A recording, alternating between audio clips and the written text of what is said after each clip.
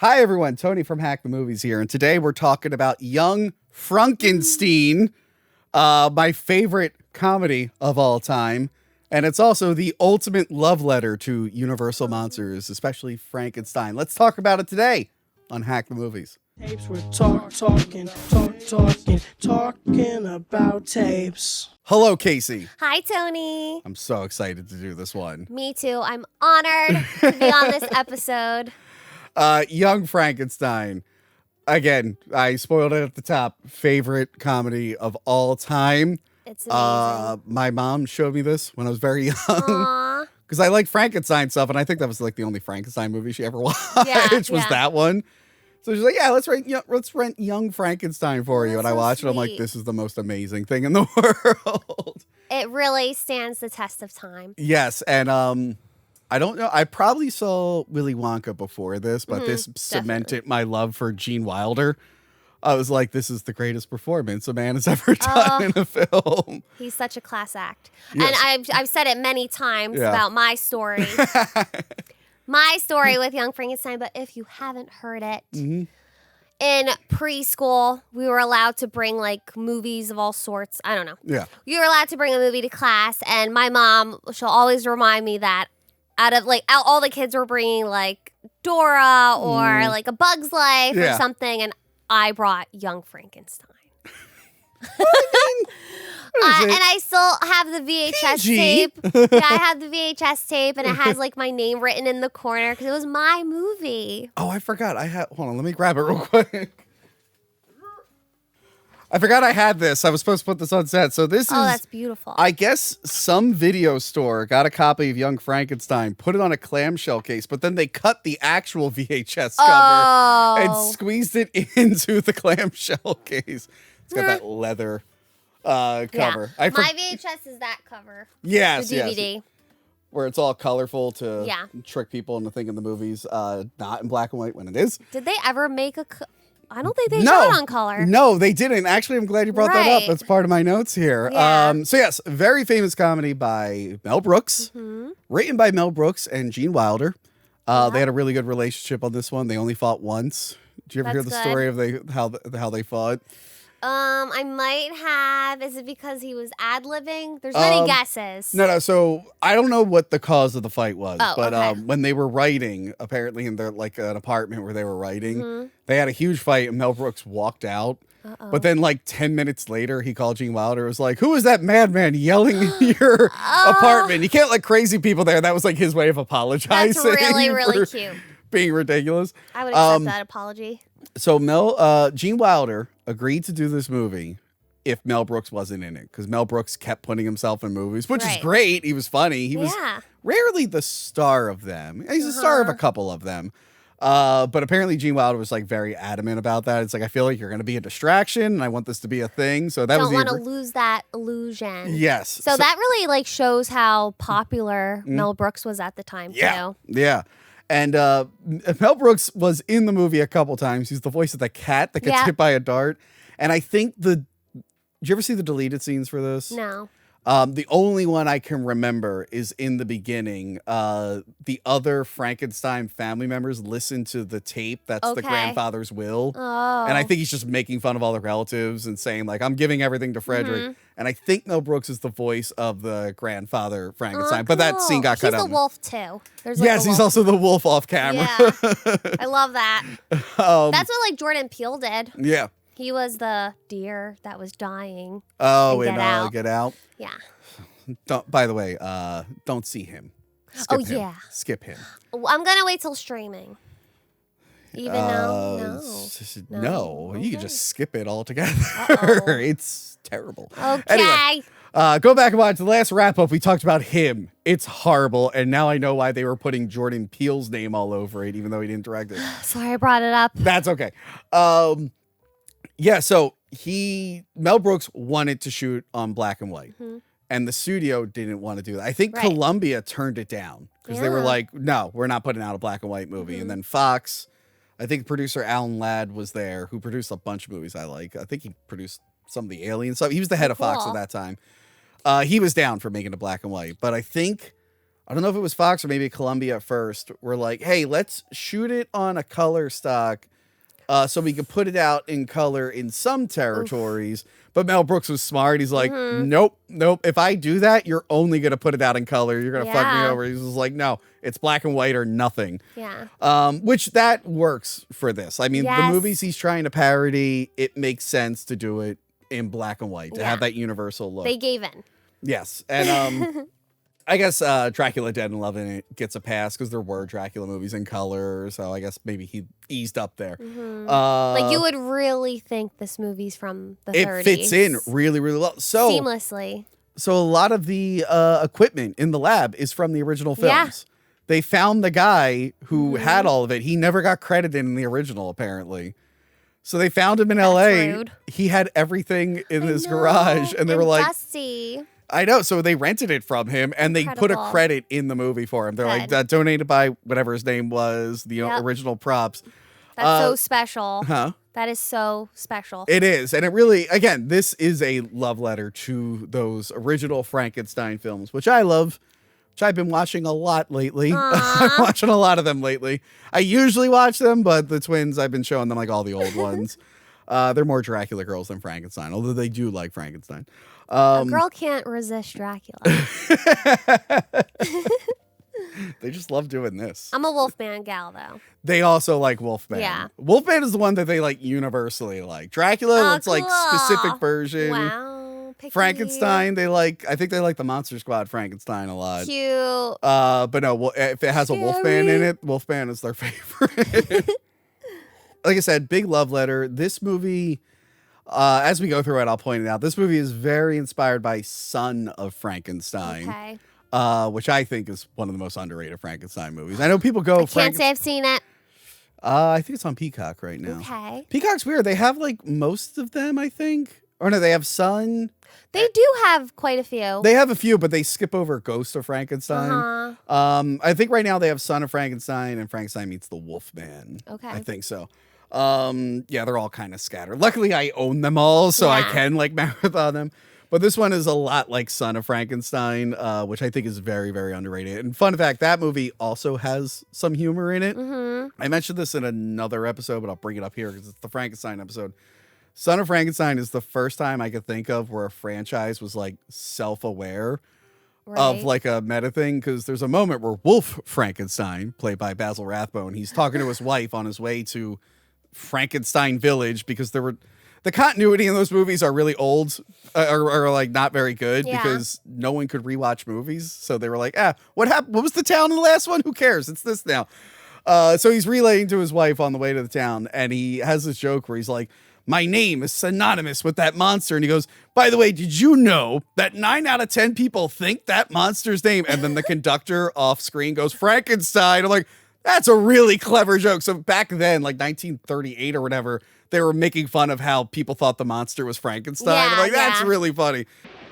Why, 9 out of 10 people call that misshapen creature of my father's experiments Frankenstein. So I can see maybe why that one is the one that they gravitated to the most.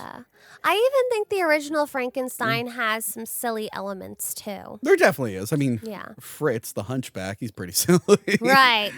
But how can you like not even... the monster just looks like a Frankenstein. He looks like a Frankenstein monster. Thank you very much. Monster. Frankenstein's monster. Trust me, I correct people too. It is annoying in Abbott and Costello meet Frankenstein because it's like, they call the monster Frankenstein, but there's no, usually there is even Frankenstein Meets the Wolfman, there is like Frankenstein's great-great-granddaughter. So technically the Wolfman meets a Frankenstein. But anyway, I'll talk about more of these movies as we go through it, because it makes fun of most of them. But yeah, I guess let's just get into this beautiful film. Love the opening credits. Absolutely.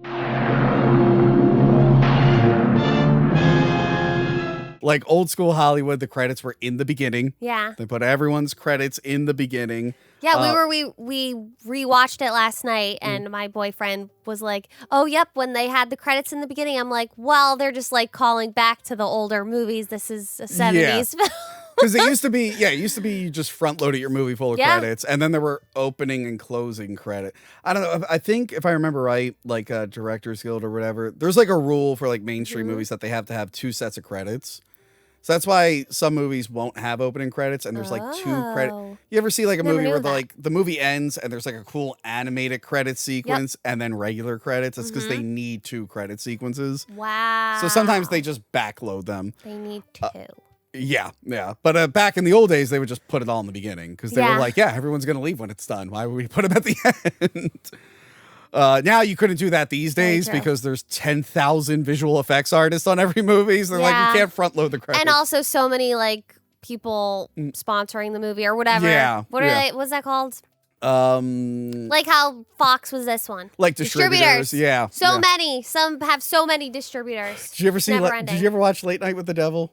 Yes. Yeah, that's one of them. That's the one that had like 3 minutes of opening. So many. Yes. I knew it was a the recent studio one. title logos. There was there was another one I watched recently that felt like that. I'm like, oh my God, it's another opening. Was it not the one we saw? Which one? The one on a cliff or on a what were they on? Oh, Fall? Fall. When they were on the tower? Yeah, was it Fall? Fall?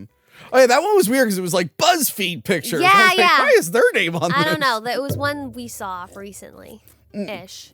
Sorry, I just spilled all over me. One second. Oh God.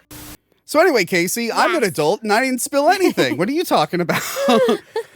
We get to hear the score, the Young Frankenstein theme, which you will hear the entire movie. Right. I've watched this like 5 times in the last like few days. It's going to be playing in my head over and over again.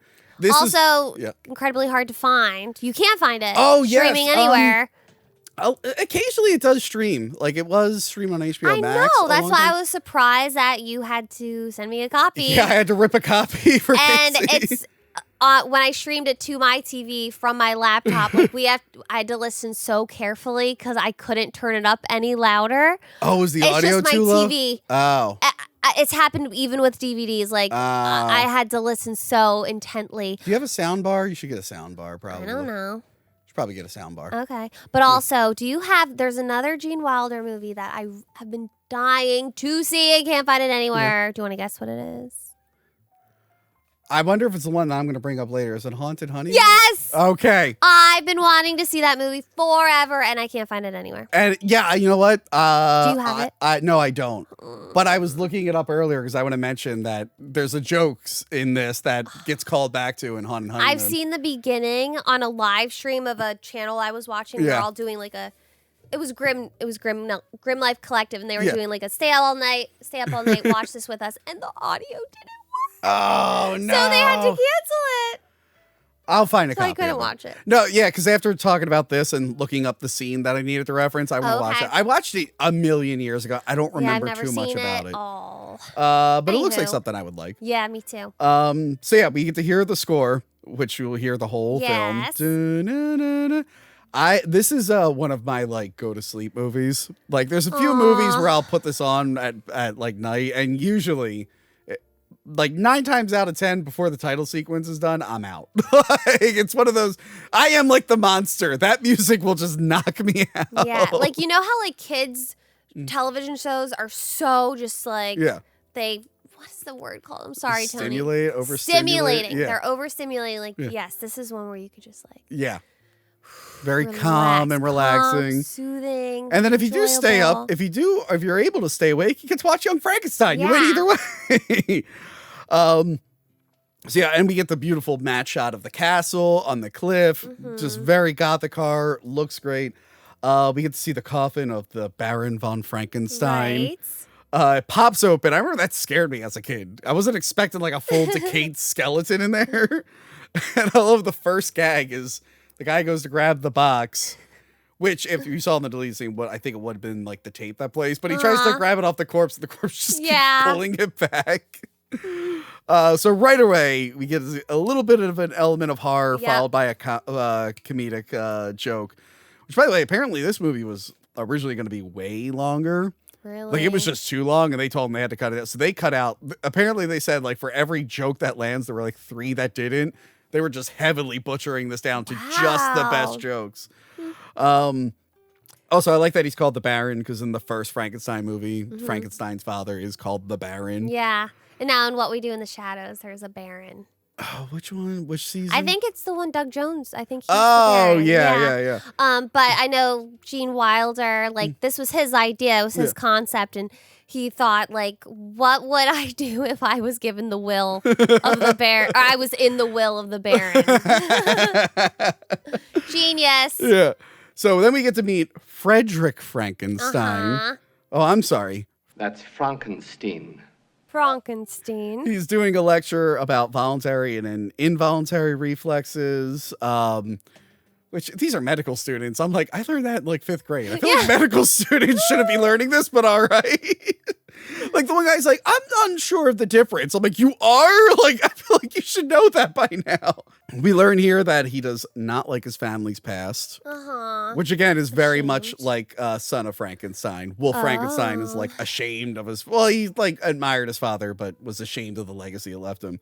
And he corrects everyone about his name. He does not want to be Frankenstein. He's Frankenstein. Yeah, and he does a demonstration on involuntary and voluntary reflexes on Mr. Hilltop, who's the tiniest man I've ever seen. Well, next to Marty Feldman here. Marty Feldman wasn't as skinny though. I think this guy looks like a skeleton. Yeah. I love where he goes, will you please hop up? And he just struggles to get up. He's like, nice hopping. Again, I freaking love Gene Wilder. I love like all the little witty like side remarks that he makes. And like even that like little sarcastic insult. I think I saw this as a young kid. And I was just like, I'm going to be a sarcastic asshole. Nice hopping. He blocks a nerve impulse on his neck and then he just kicks him in the groin. I love that he yelled. He just insults him before he does it. Yeah. You mother grabbing bastard. So yeah, he kicks him in the groin and he can't react because his impulses are stopped. But that's okay because he gets an extra $1. He gets an extra $1. I love that. Give him an extra $1. You did a good job. Yes. And then one of my favorite things about Gene Wilder is when he yells. Oh, yeah. This and Willy Wonka. I could listen to a loop of Gene Wilder just screaming, and I think I'd be the happiest person in the world. I think it's kind of traumatizing. Really? Yes. Oh, no, I think it's really scary. Like even Adam Sandler's kind of like his yelling. Oh, my God, no. This yelling is so good. So the one student keeps grilling him about his grandfather. Who is someone?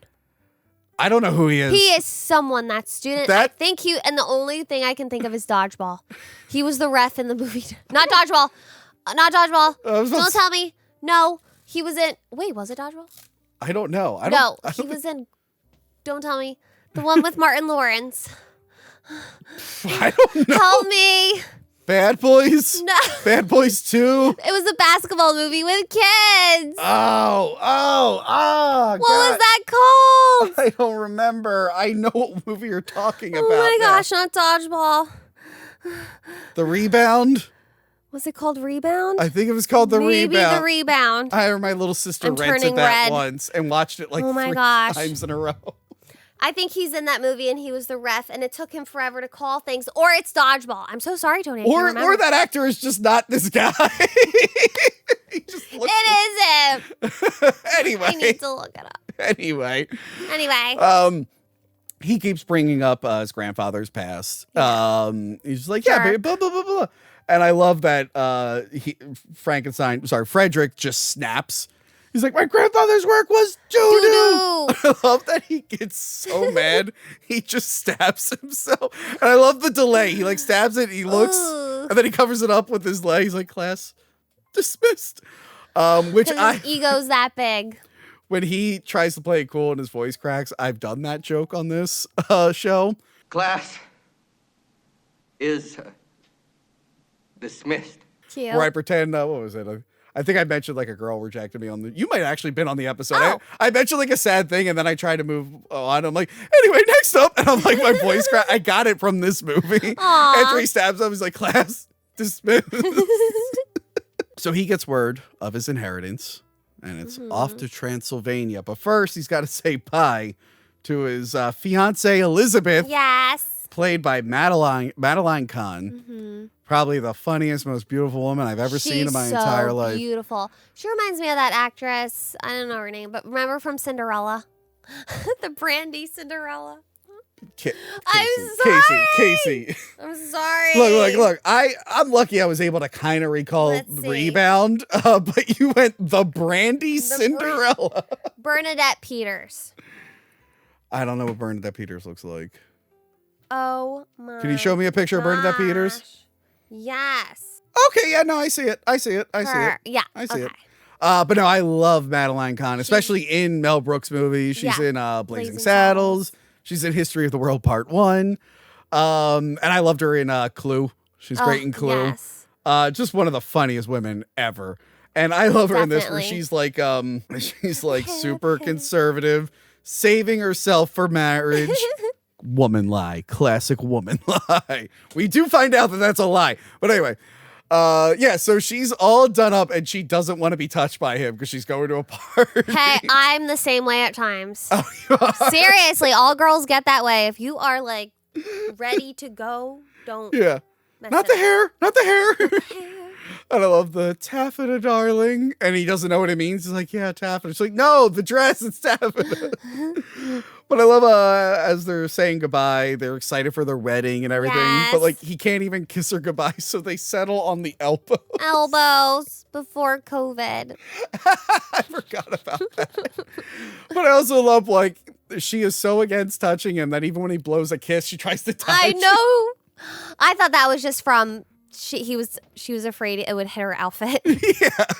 Or mess up her makeup. Then she gets just covered in steam. That was funny. Yeah. She just starts coughing. Yeah. I love when they're on the train and it's That was the chair. Again, the mics don't pick it up. All right. I love when they're on the train and they basically do the same exact scene twice with the same exact actors, only it's two different trains and they're wearing different stuff in different languages. Yeah, I questioned that. I got so the girl's just there. like, every day, Harold, let him. And then the conductor comes in and then suddenly we're in Transylvania and they're saying the exact same thing but in German. So fun. And like, I wish we could take a train ride to Transylvania. Yeah, train to New York, train to Transylvania. When we moved, so we're originally from Jersey, and my family, when I heard that we were moving to Pennsylvania, like when I told people, I'm like, we're moving to Pennsylvania. Because I thought it was Transylvania. Wow. You're calling my home state a land of monsters and villains? We do have Italians here, but in the Irish, but give them a break, all right? But my dad, he even went with it. He was like, ooh. That's okay. I remember my sister, we were driving on 95 and she saw like the Liberty Towers. And she's like, oh, wow, I can't believe we're so close to New York. She thought the one was the Empire State Building. We're like, what? She's like, yeah, isn't that New York? By the way, she was like 10. And we're like, no, Nicole, that's the city you live in. You've been here before. She's not the brightest. I love her. She likes That's So Raven, so she's great.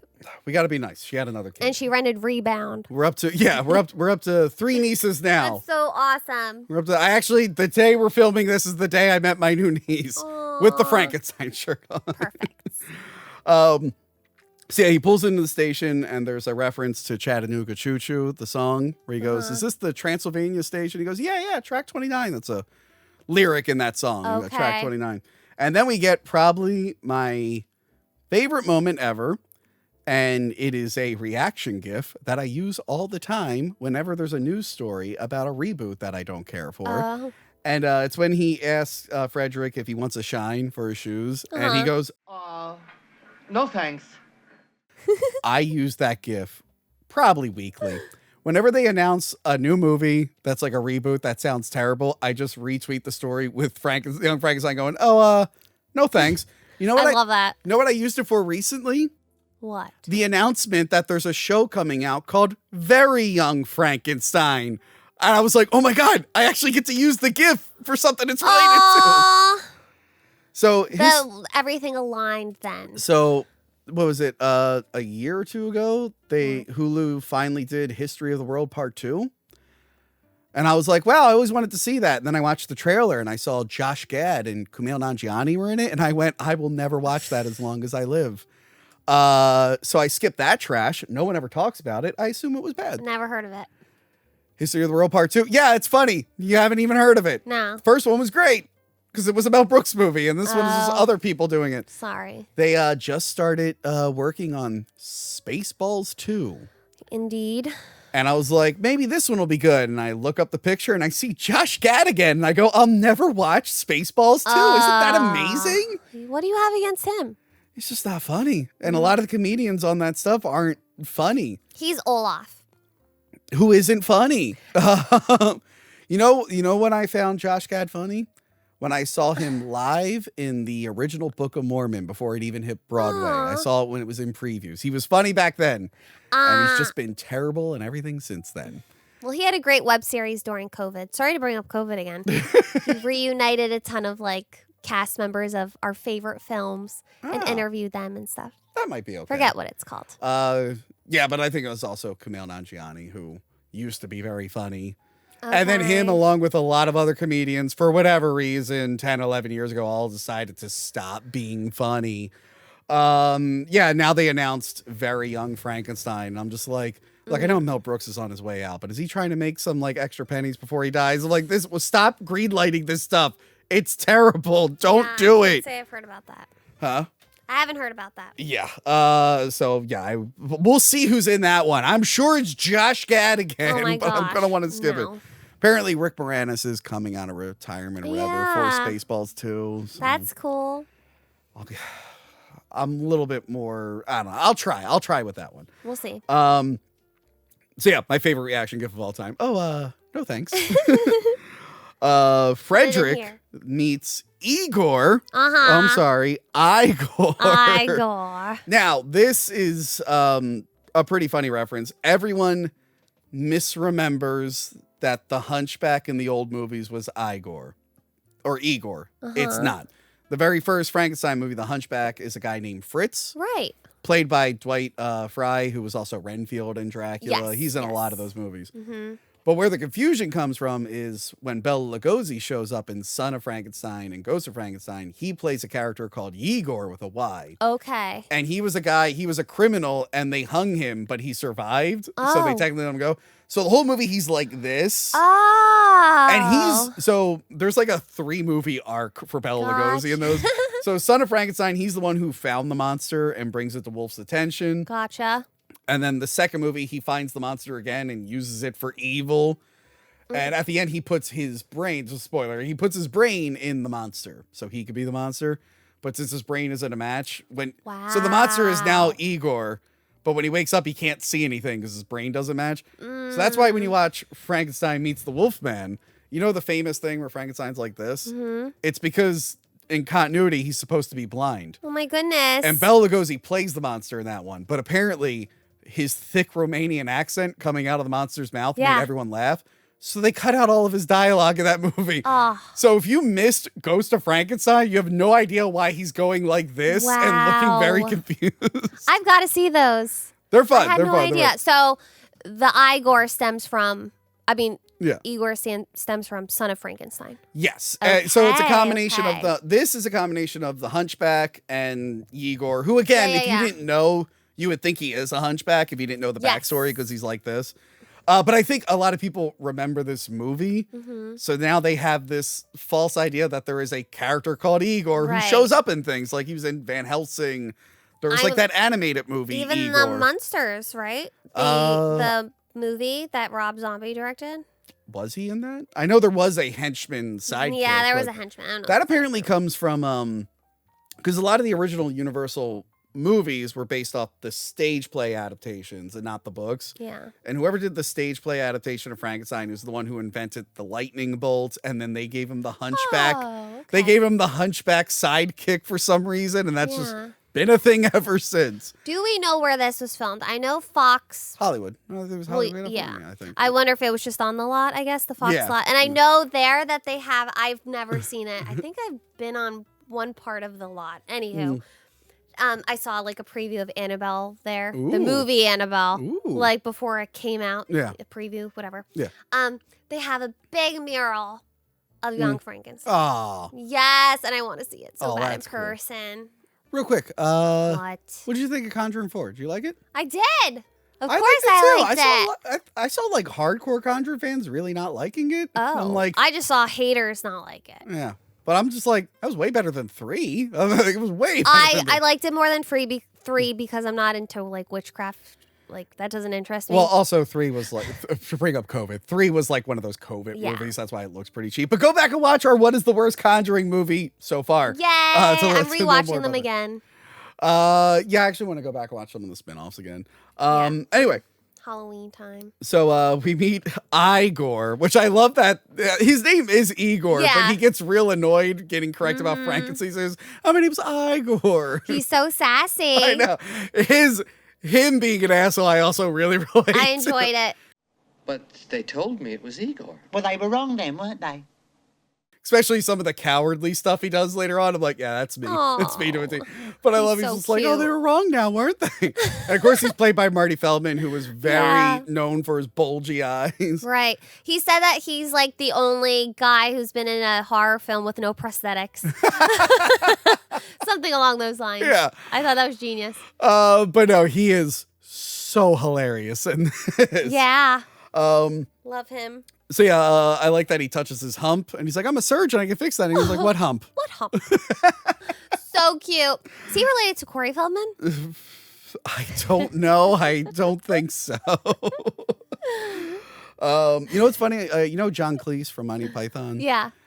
Who was also in Kenneth Branagh? In the Georgia, the jungle, he was the gorilla. Yes, but I was also going to relate to a Frankenstein movie he was in. John Cleese was also in Mary Shelley's Frankenstein, directed by Kenneth Branagh. He was Waldman in that. But anyway, I saw John Cleese do a one-man show at Parks Casino years ago. Wow. And he showed like old clips from like when he was very young. Aww. And he did a whole skit with Marty Feldman in it. Ooh. And it was a skit about like the BBC arguing if England has freedom of speech. And the joke is every time he's asking Marty Feldman a question, before Marty Feldman could answer a question about free speech, John Cleese cuts him off. At the end, Marty Feldman just strangles John Cleese for not letting him talk. Cute. Anyway, really, really funny guy. Good people. All pretty much dead now, right? Yeah. Oh, yeah. So I was watching this the other day with someone, and I'm just like, I think everyone. Mel Brooks isn't physically in the movie, I guess, so he's still alive. I'm so sorry. No one can hear it the just chair. Sounds like a fart. You do this all the time, and every know, time I'm I tell you, sorry. we can't hear the chair. I just think of Scary Movie 3 every time. The chair. What was I saying? Sorry. I'm so sorry.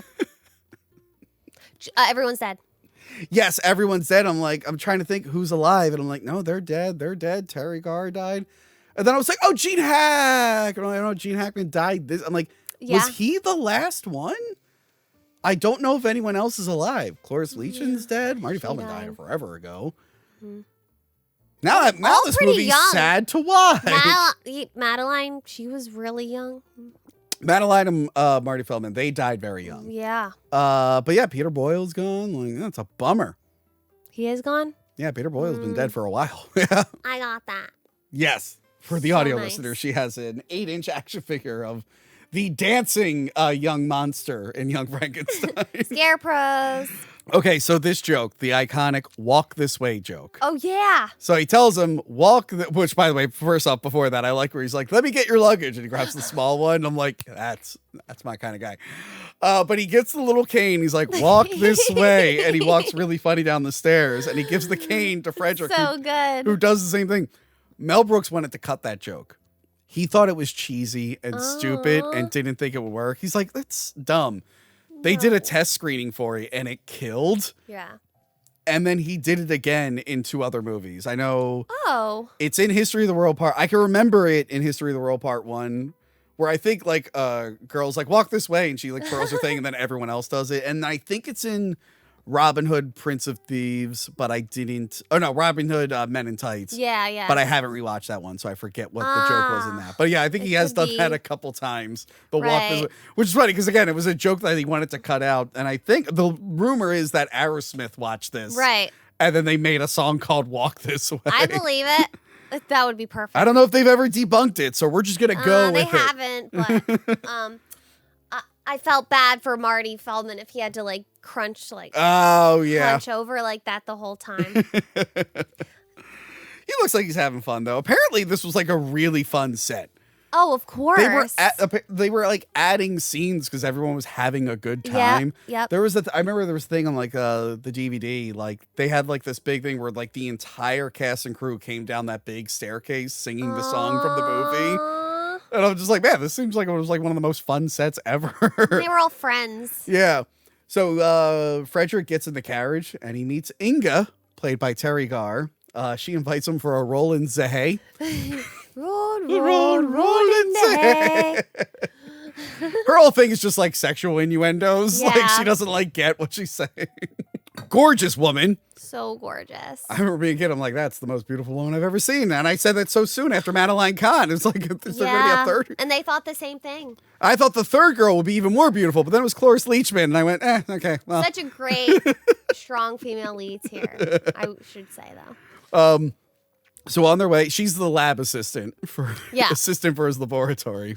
And she's not parodying anyone, is she? No, other than a lot of those movies just had a pretty blonde girl in them. I think they did. Oh, okay, true. Yeah. But I think they like made the role for her too, because she was gonna be Madeline's character. Yeah. But Madeline, and of course she claimed that. Yeah. Which she desered. Madeline is very so. obviously Elizabeth from the original movie and story. Yeah. But no, I can't figure out a specific character from the original that she is. No. At least not from the original Frankenstein. Yeah. Other than they usually had a blonde girl in those. Mm-hmm. Well, actually, I think the Frankenstein's wife in between Frankenstein and Bride of Frankenstein, I think she goes from being like a blonde or brunette or reverse. Okay. Bad continuity in those movies. Gotcha. Literally. Yeah, it sounds like it. Bride of Frankenstein picks up right from where Frankenstein left off, and suddenly his dad, who was a major character in the first movie, is just gone. Right. Just like, what the hell? So on their way, they hear a wolf. Mm-hmm. And she says it's a werewolf, which leads to the funny, their wolf, their castle. Which is a really funny You're gag. so silly. But I like that Frederick's just like, no, I don't want you to talk that way. And I just love Igor's, suit yourself, I'm easy. So they arrive at the castle, which has very nice knockers, which they point out. Inga thinks they're referring to her. And they meet Cloris Leachman's character, Frau Blucher. So good. So every time they say her name, the horses have a reaction to it. They whinny. Which is a funny, like, horror movie thing when someone's name is spoken. Usually lightning strikes. Here they did the horses. Right. But the funny thing is that it just keeps going. Like, they just keep doing it. May I present Frau Blucher? Every single time. And Mel Brooks said he did that, like, because the name was from someone that he grew up with or something. Oh, that's funny. Yes, so... She visually, she doesn't act anything like the character, but visually she looks like the housemaid in Bride of Frankenstein Minnie. Uh-huh. The real loud, shrieking one, who for some reason that movie spends a lot of time with in the beginning. So she has like the same hair and pretty much the same outfit as her, but plays the character very different. Right. And at the time, Cloris Leachman, from what I heard, she was like a dramatic actress. So it was a little bit different for her. Like the way she played it was just like no one expected it. They were all laughing. Hey, sometimes like real dramatic actors for these types of parodies, they work well. I mean, the biggest example is Leslie Nielsen. Because he was a very serious actor. Then they put him in Airplane. But because he was so serious, it worked so well.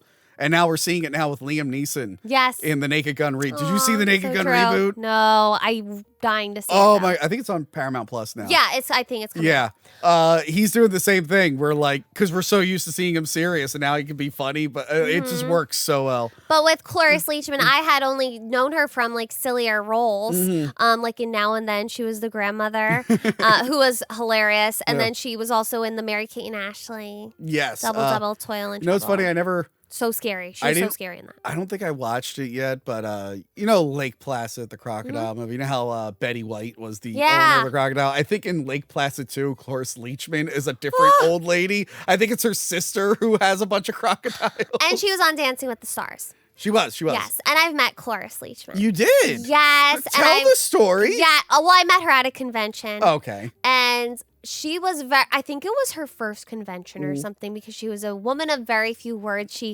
I think she might have been like, but she did Dancing with the Stars afterwards. So I was like, because I was like, I loved you and Now and Then and everything. And I had her sign, I have a Young Frankenstein wallet. Yeah. But I'm so mad I had her sign that because it's like gone. I know. Why did you get her to sign a wallet? That was because like it was something I carried around with me all the time, and I'm like, I just want to carry it. I want to carry her around with me. I was super young. I was younger at the time and naive. But I want you to put the picture in because I didn't like get a picture, but my boyfriend at the time took one. Okay, send it to me. I'll put it right here. Yay! Oh, and I have a picture of the autograph. Huh? I have a picture of the autograph. Send so that's that good. Send that to him. We'll put it right here. Yay. She was also in something else, but I want to bring it up when the other actor shows up. Next. So yeah. Okay, hold on. Knockers. Cloris Leachman. Yeah, so she invites them into the house. We get to see the nice big staircase, which I feel like is a staple for these old Gothic Universal art. Like I know friggin' Dracula had 2 of them. This looks like the one at the end of the first Dracula when they're in that like Carfax Abbey, the big staircase with no railing. So yeah, as soon as I see a big staircase, I'm like, yes, this feels accurate to that era. She brings him to his room. He asks about his grandfather's private library, and she denies any knowledge of it. Is that a thing? Like, do doctors have their own? Probably private? not. Probably not. We don't know. But I like, apparently she improv the thing where she just keeps recommending drinks for him. Would you like a brandy? Some milk, perhaps? And I look and she goes, Ovaltine. He sees her kiss a picture of his grandfather. And then he wishes her good night. He says, "Good night, Frau Blucher." And then, of course, the horses. Usually you're supposed to do the comedy of 3s. But I like that this comes back a couple times. That's perfect. I think it's every time. Yeah, no, it is. Like, they only say her name a few more times. Right. They only say her name one more time after this. But, like, they did the 3 at the beginning. Gotcha. So it's like, okay, that's funny. But then, like, in the next scene, you're not expecting it to come back so soon. Yeah. And it does. And I love that it's quieter. You just hear, like, That night, Frederick has a dream about his destiny. He has a nightmare. Sorry, he has a nightmare about it. He's like, destiny. Your pin. Huh? Nightmare King. What? Your pin. My pin. Yes, the nightmare king. Destiny, no escaping death for me. I love that whole thing. He gets woken up by Inga, who lets him know that there is music coming from behind the bookcase. And then we get the trapdoor gag, which is really funny, where they have the candle in the door. Put the candle back. You're so good at it. Watch this movie a lot of times. Aww. But I love it. He's like, okay, I got it. Put the candle, then put it back, and I'll block it with my body. And it crushes him, and he's squeaking. He's like, I'm going to listen very carefully. So yeah, they make their way down this other staircase. They bump into Igor, who's freshly dead. Yes. They're going by the skulls, which apparently the first 2 were real skulls. Ooh. You were able to get real skeletons back in the day. I think they cracked down on it now. But yeah, the first 2 were real. The one before Igor was fake. But I love that he's just freshly dead and he just starts singing to them. But he also heard the noise. They find another door. They walk in and they open up the electricity, which shocks them. And they make fun of Marty Feldman's eyes. Dim your eyes. Too late. He's like the only one who like kind of winks at the camera. Yeah. He's the only one who knows he's in a movie, I feel like. And we get a beautiful shot of them showing the whole lab. And we hear, it's not from the original movies, but it's supposed to be like audio from the past. And then it cuts back to Frederick going like, what a mess. They find the private library and evidence that someone was there. Yeah. There was a cigar. There was a candle lit. And he finds his grandfather's journal. And he reads it that night like this. And everyone's sleeping, but he's very into it. And he learns that it does work. So he's all in now. Oh, yeah. It's been proven to him. He's like, I got to do it. I got to continue this legacy here. What did the journal, did it just say my private book or something on his journal? I forget what it said. It was just so obvious. But I love when it cuts to the painting of his grandfather and it's changed to him smiling. It's like. Do you remember Mouse Hunt?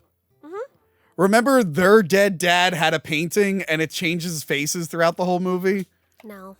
Why does no one remember that? I know the movie. All right, well, if you ever rewatch Mouse Hunt, which you should, that movie's great. Isn't it the guy from the producers? Nathan Lane is in it. Yes, he was in the remake of Producers. Yeah, Nathan Lane's in it. Producers by Mel Oh, Brooks. yes.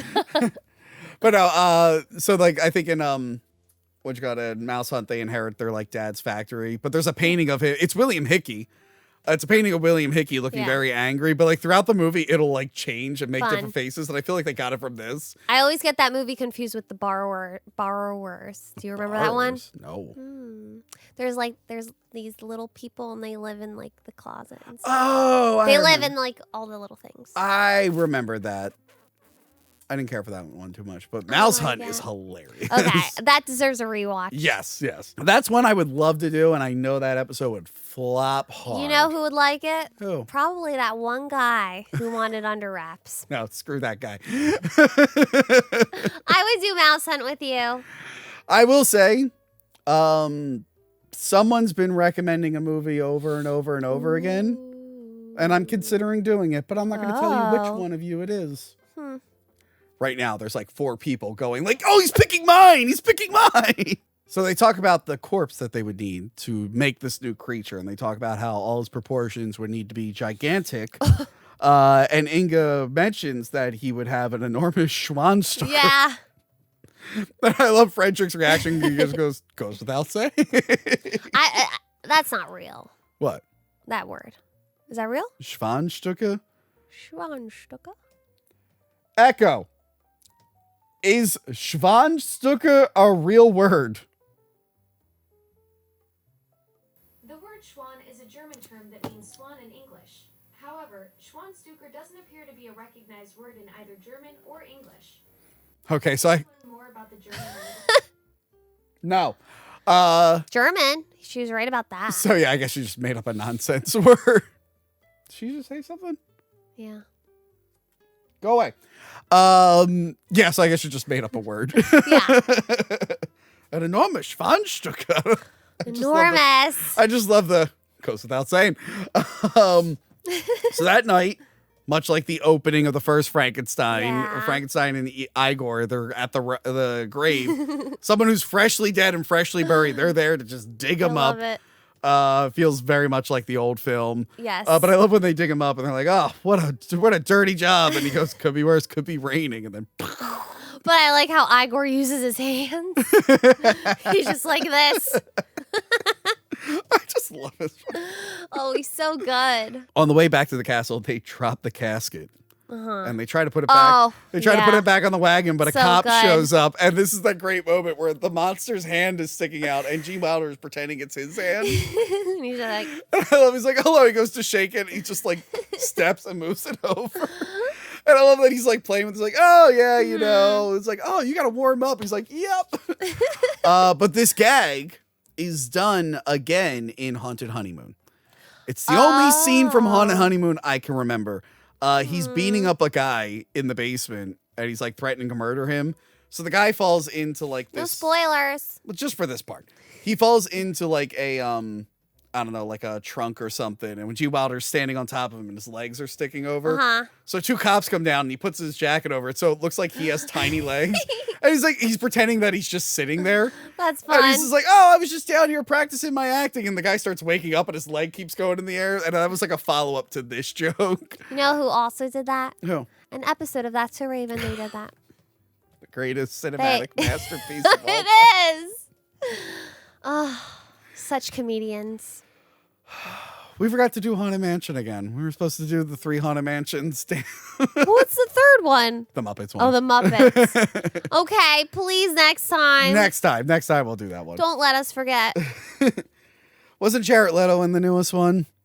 Yes. Okay, well, I already have to do a different Disney movie with Jared Leto this month, which is Tron Ares. I can't do two. I can't do two. He was the Hatbox Ghost. Yeah, I'm not a fan of him either. I do like Haunted Mansion, though, the ride. I love it. It was fun. It's the best. So they prepare the creature, and Igor's hump has changed sides. So apparently this is like an inside joke. Apparently Marty Feldman was just doing this. Yeah. And no one caught on for like a few days. Right. And then they were like, that's funny. We got to work it into the script. When Mel Brooks found out, he thought that was hilarious. It's so funny. But I love that he goes, wasn't that on the other side? He's like, what? He's like, never mind. Such comedic geniuses. So he tells Igor, hey, you got to go get a brain for me. Famous genius Hans Delbruck. Go get his brain. Again, this is almost right out of the original film where Fritz goes to get the smart guy's brain, ends up getting the criminal brain. Well, it's normal brain. Yeah. And then this one, then abnormal. Yeah, this one it's normal brain and abnormal brain. No, in the original it's normal yeah. and abnormal. And then in this one, it actually has the name of the guy. Hans Delbruck. And then do not use abnormal brain. So he gets startled by his own reflection and drops it and grabs the abnormal one. Pretty spot on. Then we finally get to see Peter Boyle as the creature. And I love that they gave him a little zipper on his neck. That was funny. It took me years to realize. She does call him zipper neck, but I think it took me years to realize, like, oh yeah, it is a little zipper. I think it was only until I watched it recently that I noticed it. So he has a little zipper on his neck. They prepare the experiment. And I love that he touches Igor and he just he realizes the hump is back.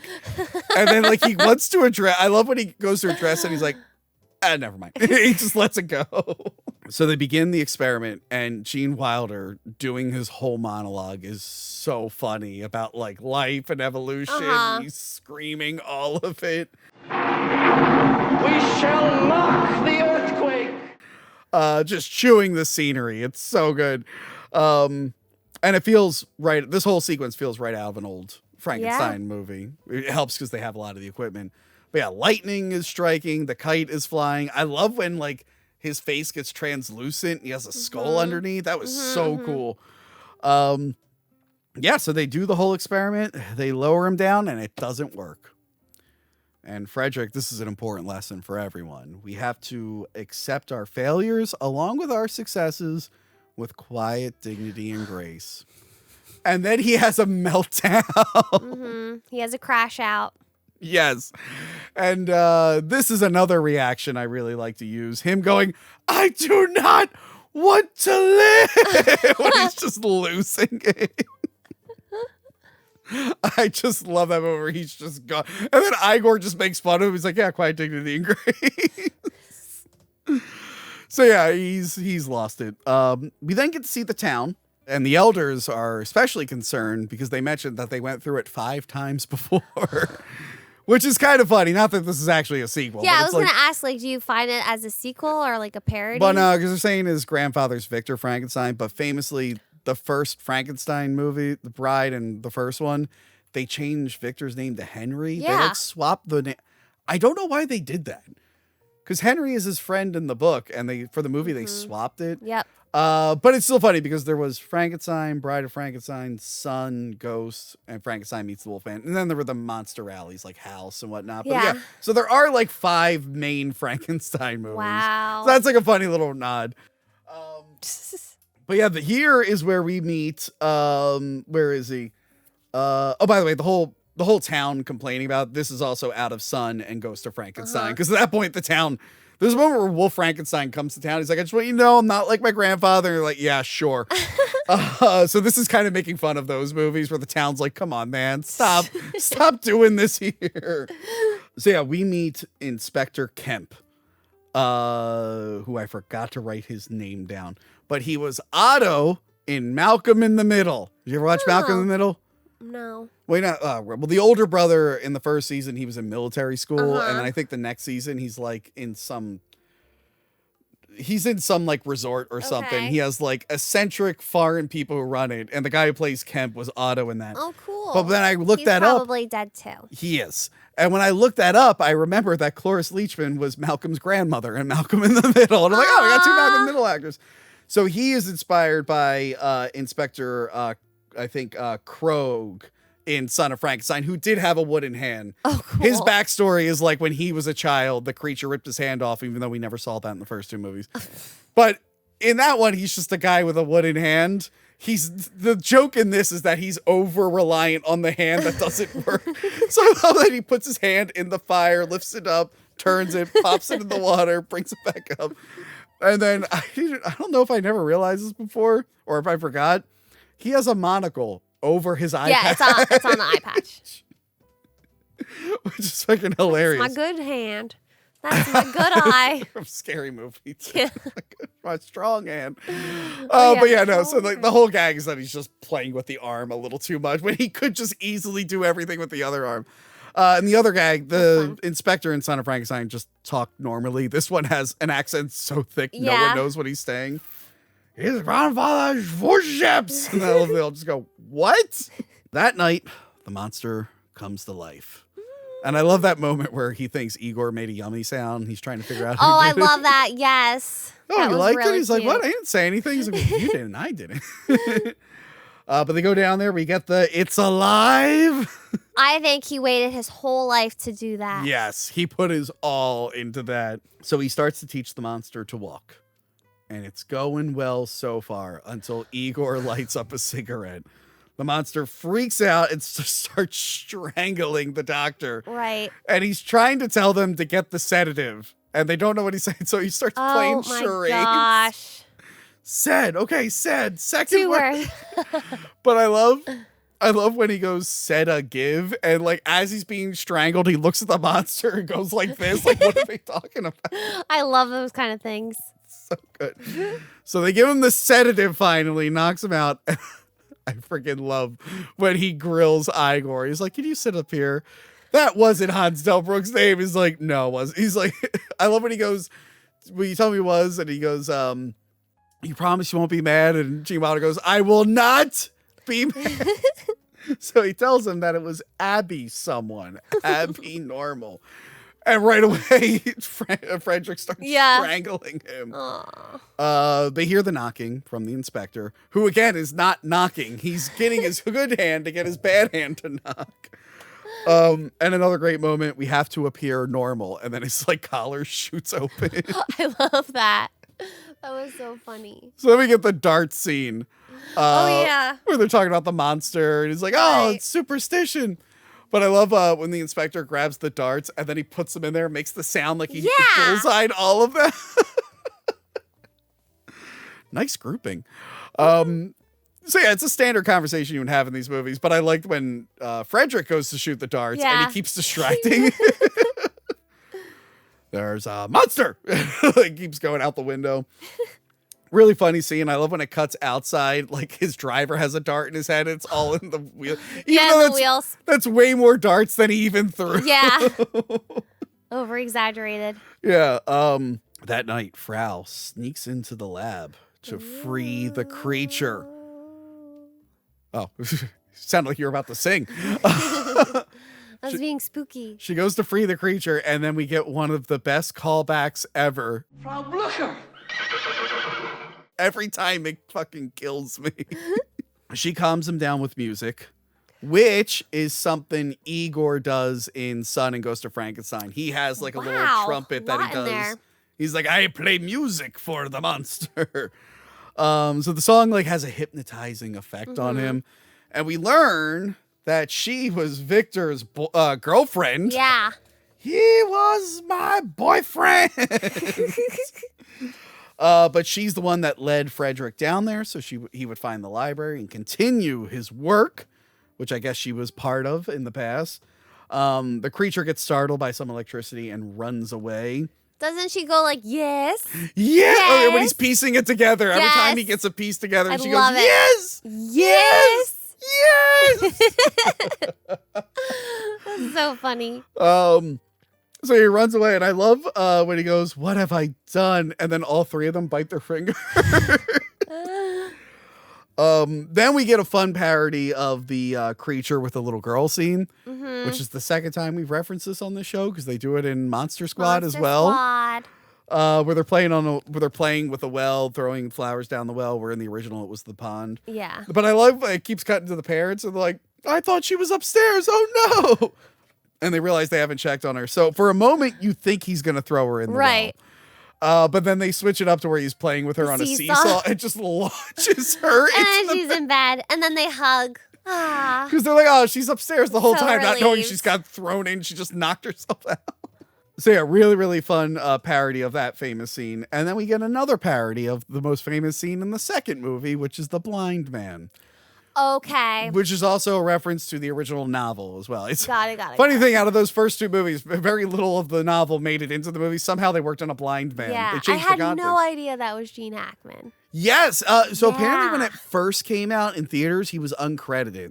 He did it for free. He was there for 4 days. He wanted to try comedy. What? Yeah. He really wanted to try comedy, which I actually, hold on, when was this? This was 74? 74. So he ended up doing a bunch of comedy, but like this is before Superman, and his Lex Luthor in Superman is very comedic. So this is him testing all that out.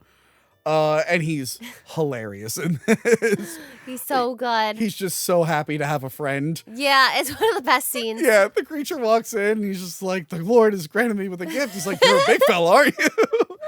But he assumes that the creature's mute. And he's like, what irony, me a blind man and you a mute. So he sits him down.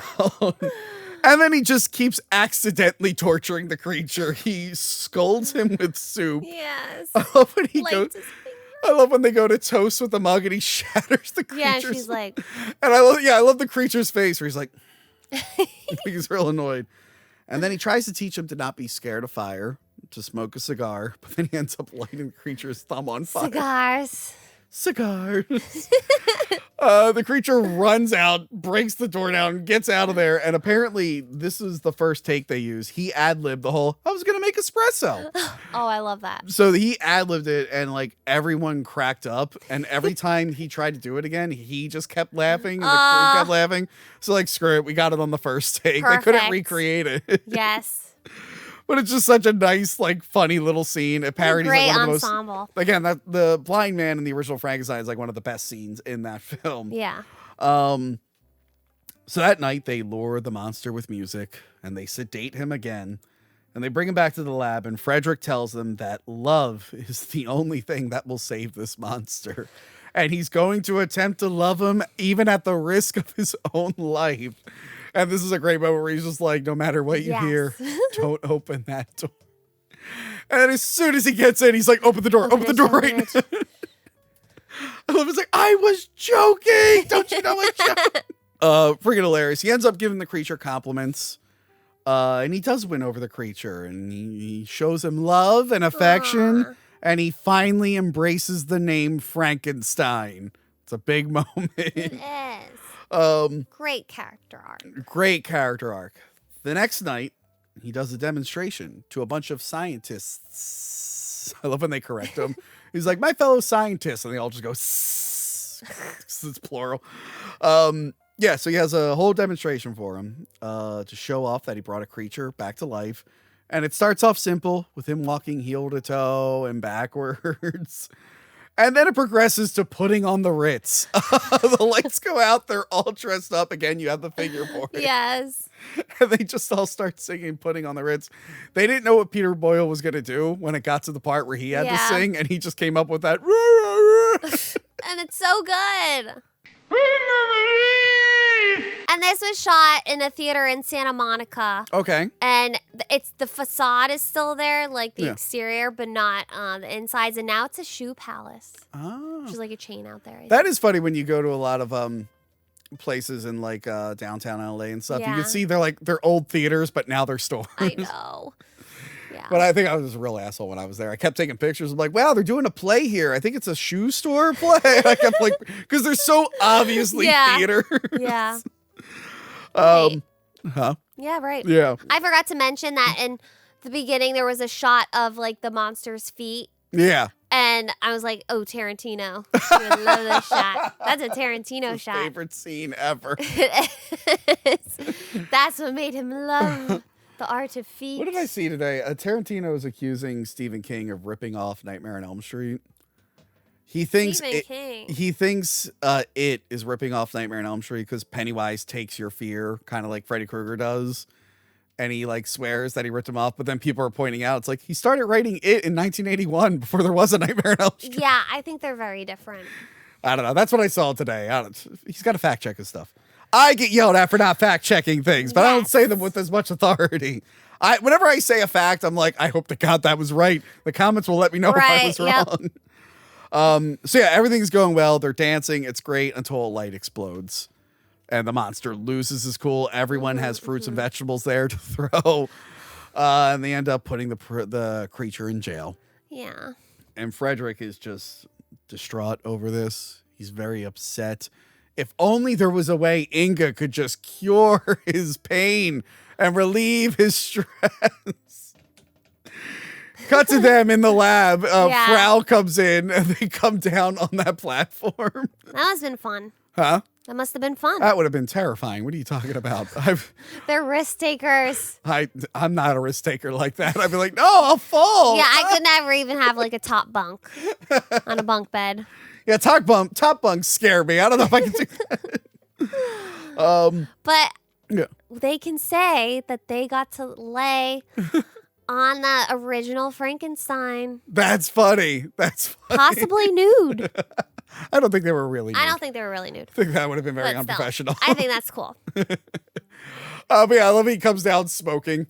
Yep. I forgot, like, before a certain point, any post-sex scene in the movie had the character smoking. Yeah. That was like a thing. Oh, what movie was it? I think it's a parody movie. It's either Hot Shots or Loaded Weapon. But there's a joke where like the characters are in bed smoking, and I forget what movie it was, but the one girl goes, maybe next time we could do more than just sit in bed smoking cigarettes, like implying that's all they did, because that's all you ever see in like the movies. Yeah. But yeah, Frau lets him know that his fiance's coming any minute. And I suggest you put on a tie. But I also and I didn't notice it until recently, like she steals his cigarette when he grabs the telegram. She takes his cigarette, she starts smoking it and walks away. So yeah, they go up to greet Elizabeth, who's making a surprise visit. Yep. He's very excited to see her. He's like, darling, darling. And then when he goes to pay the driver, Igor does the same exact thing and terrifies her. And I love that she's confused by all of it. She's like, yeah. He's into her. He is so into her. And I love it when she asks Inga what her job is, and Inga struggles for a minute. She's like, I assist him in the laboratory. Apparently this scene took the most to do. When Frederick says, help me out with the bags. And he goes, yeah, you take the blonde, I'll take the girl in the turban. But he bites that like fur scarf she had. Apparently the clumps of fur kept coming out of it and getting on his mouth. Ew. And it kept cracking everyone up. So they did like 15, 20 takes of Wow. that. So back at the jail, Uh-huh. the guard is taunting the creature, taunts him with fire. The creature gets out and escapes. And then Inspector Kemp decides to lead a riot to the castle. He's like, a riot is a terrible thing. And he goes, but I think it's time we had one. And Frederick is venting to Elizabeth about everything that's going on. And she doesn't really care. No. And she's Oblivious. also definitely celibate still. She's like, I'm going to sleep down the hall. He's like, I thought I could sleep here. She's like, do you want me like this now? And I like it. He goes, yes. But no, she rejects him. And apparently the line, no tongue, was improvised by her too. A lot of improv on this, which actually works. The improv really, really works. Yes. So yeah, because he kept saying, stick to the script. They couldn't do it. I love when he leaves disappointed, where she's like, I love you. It's like, yeah. Good night. Good night. Good night. I really related to that. I've been in that situation where I'm like, well, I'm going to go leave now. Yeah, it was nice. It's great.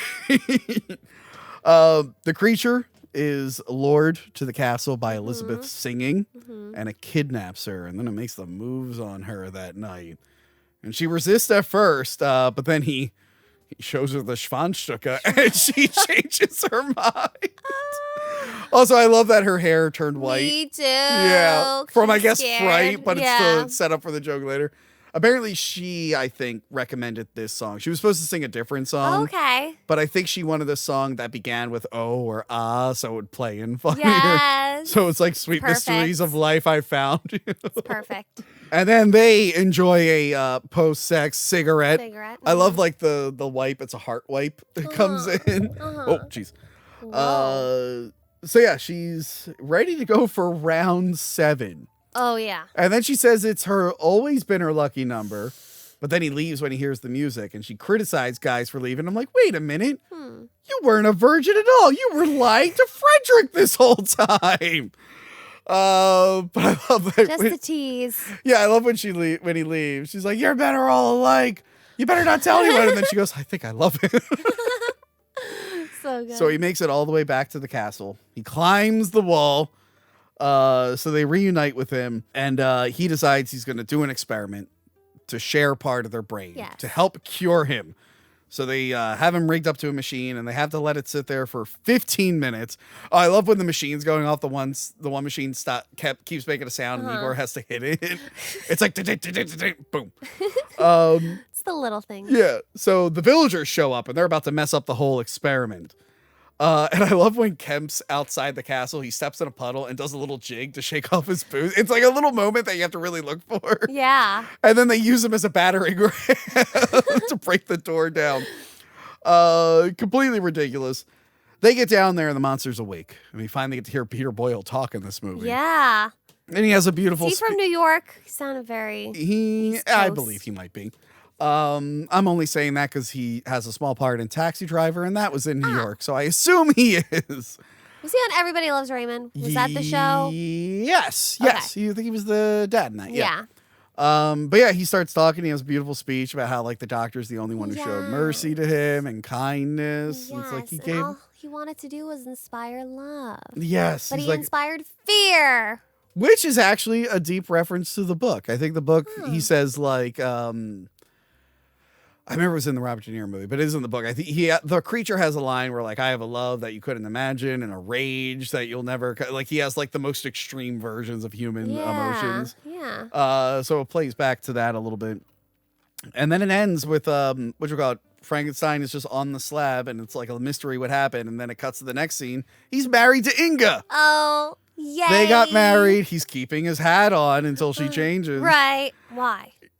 I don't know. I guess it's an old timey thing. Okay. She's like, keep your hat on. So he's all excited. They're gonna have a great wedding night. She starts singing. I love that she starts singing, and it starts to hypnotize him. Yes. And then she goes.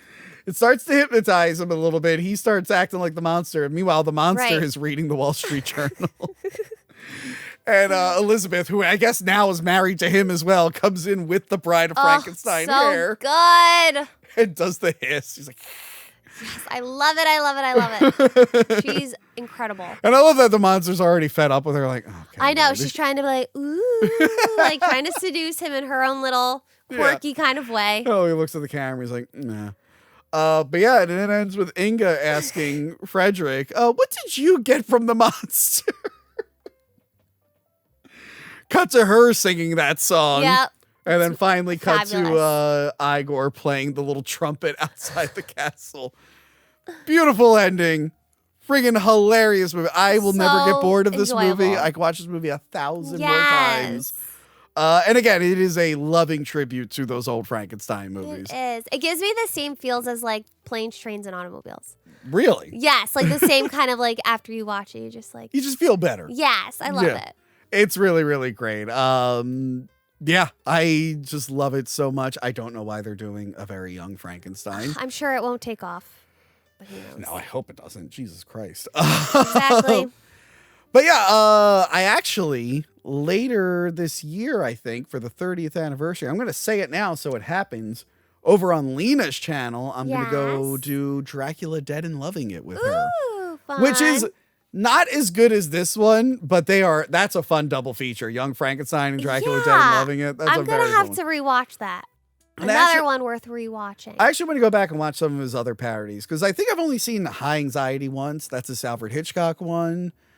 He did one called Silent Picture, which I don't remember. So yeah, there's a few Mel Brooks movies that I've been like sleeping on or I haven't revisited in a long time. A better double feature, Mousetrap and Dracula Dead and Loving It. Mousetrap? The one that you were just talking about. Hunt. Mouse Hunt. Mouse Hunt. No, Mousetrap is that other Steamboat Willie horror movie that came out last year. It is indeed. Which I think was originally called Mickey's Mousetrap, and then they quickly learned, like, oh no, we can't call it Mickey. But yeah, they don't really make. Well, actually, I was going to say they don't make movies like this anymore, these kinds of parodies. But now with the Naked Gun coming back and doing really well, yeah, I would love a parody like this. Right. Like this, where it's just gags. Yes. It would be really, really fun. This movie, like you said, it's such a big love letter. So much love was put into it. So much thought was put into it. It wasn't even like it couldn't have gotten made without these two. Yeah. Obviously. And I'm glad that they, put a lot on the line to make it happen and make it their vision. And it worked. It did really, really well. Everyone loves this friggin' movie. Yes. It's famous. So famous. But yeah, I'm going to watch it for years to come. It's probably my favorite Frankenstein movie. I'm pretty sure I've seen the musical too, but it's been so long, I'm not sure. I never got to see the musical. But it wasn't like it was in Burbank. Yeah. Or it was my cousin's high school play. I can't remember which one. It's one of those. I would love to see the musical. I've never got to see it. Yeah. I don't really go see. The only one I saw was the Book of Mormon before it got popular. I should really go back and watch another play at some point. Wait, you saw it with Josh Gad in it? Yeah. We saw it when it was in previews. Oh my gosh. Cool. Yeah. Well, me and my friends were huge South Park fans. We're like, we have to see this. So me and my friends, what was it? 2011, we all went up to New York and we saw the Book of Mormon with the original cast. They even did you ever see the Book of Mormon? No. Well, there's like the town where they're the missionaries, the African village. They do a play within a play. Okay. But since the real play was in previews, our version, the villagers are like, do they know we're still in previews? It was like a fun wink. I don't think that's in the actual version. Gotcha. The problem with that, though, was the songs are so catchy, but there was no album out at the time. And it wasn't on Broadway yet. So we saw this play. We got all the songs in our head, and we couldn't look up any of them for like a year. It took a long time before I could look up the song. Great play. Cool. One day I will see the Young Frankenstein play if they're still playing it somewhere. But yeah, we actually have a bunch of Frankenstein stuff on this channel. We did the Robert De Niro one. I mean, you did Monster Squad. I'm probably blanking on a couple other ones. That was another one of our Halloween. Is this Halloween episode? No, it's not. Oh. Well, it's the Halloween season, but it's not the Halloween episode.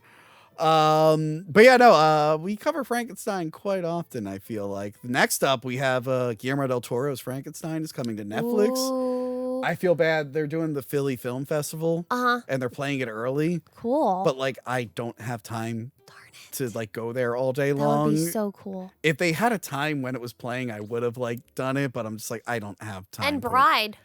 And the Bride, Maggie Gyllenhaal's The Bride, starring crazy. What we call it, Christian Bale is coming out. Oh, that was another thing. So famously, The Bride of Frankenstein is not in the book. He starts building the bride and then he doesn't finish it. It wasn't until the movie where they decided, well, what would happen if they finished it? And everyone's been obsessed with that ever since. So good. But in the book, it was just he was making another thing.